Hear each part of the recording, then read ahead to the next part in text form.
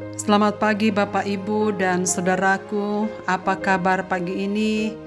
Semoga dalam keadaan baik dan sehat. Senang sekali kita berjumpa kembali dalam Renungan Pagi edisi 2 September 2021. Pagi ini kita akan merenungkan Kisah Rasul 9 ayat 39. Demikian. Maka berkemaslah Petrus dan berangkat bersama-sama dengan mereka. Setelah sampai di sana, ia dibawa ke ruang atas, dan semua janda datang berdiri di dekatnya, dan sambil menangis mereka menunjukkan kepadanya semua baju dan pakaian yang dibuat Dorkas waktu ia masih hidup. Hanya jarum dan benang. Saudaraku, kematian orang yang kita kasihi adalah saat yang paling menyakitkan bagi segenap anggota keluarga dan kerabat. Peristiwa ini akan meninggalkan duka yang dalam. Kedukaan ini juga dirasakan oleh penduduk di Yope. Suatu hari mereka sangat berduka karena kematian orang yang sangat baik. Dia adalah Dorkas atau disebut juga Tabita, seorang janda tetapi mengasihi Tuhan. Selama hidupnya perempuan ini banyak sekali memberi sedekah dan berbuat baik.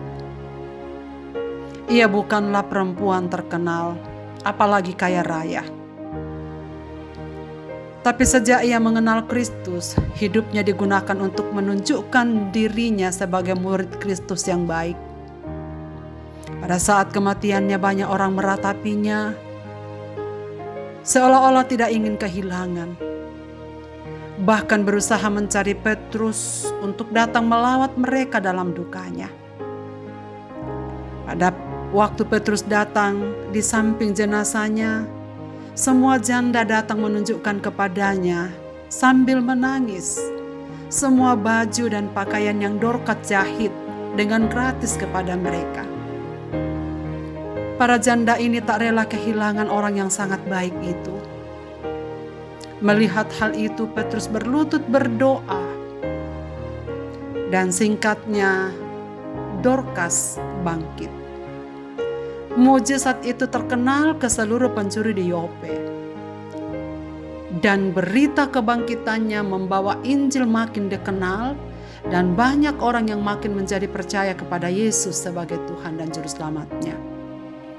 Dorkas memberikan teladan kepada kita bagaimana hidup menjadi murid Kristus sejati.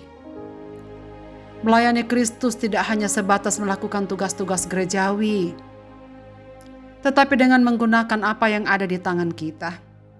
Melayani bukanlah pada saat kita dalam keadaan baik, kaya dan makmur, tapi bisa kita lakukan dalam kekurangan kita. Tetap dalam kepekaan hati kepada apa yang dibutuhkan sesama. Saya bisa membayangkan kehidupan mereka sebagai janda yang tak punya sumber penghasilan tetap dan hidup serba kekurangan.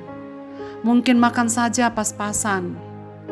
Tentu sangat kekurangan untuk membeli baju di masa yang sulit itu.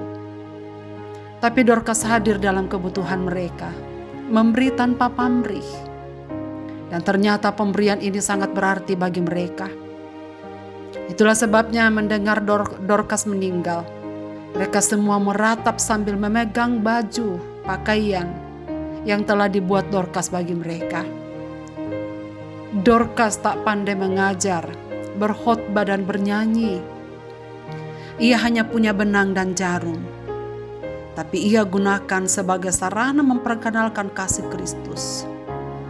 Hati yang luas melihat kebutuhan orang di sekitarnya. Dalam kesulitannya ia berhasil membawa jiwa mengenal kasih Kristus.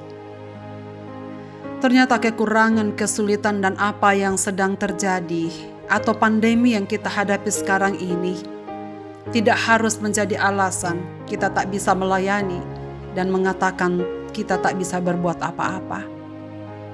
Sejatinya Tuhan telah memberikan karunia, talenta dan banyak berkat untuk semua anak-anaknya dengan maksud untuk saling melayani dan menunjukkan jati diri kita sebagai murid Kristus. Kita memang memiliki talenta yang berbeda. Dorcas hanya punya benang dan jarum. Apa yang ada di tangan Bapak, Ibu, dan saudara sekalian,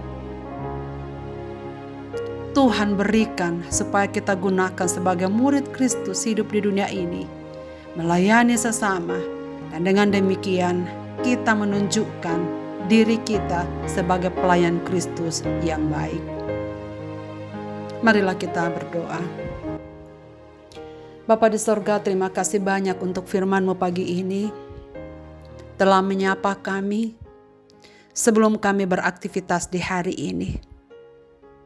Terima kasih, kisah Dorcas telah menjadi inspirasi kami pagi ini, supaya kami menggunakan apa yang ada di tangan kami untuk menolong orang lain, untuk melayani sesama kami, untuk menunjukkan murid Kristus yang sejati.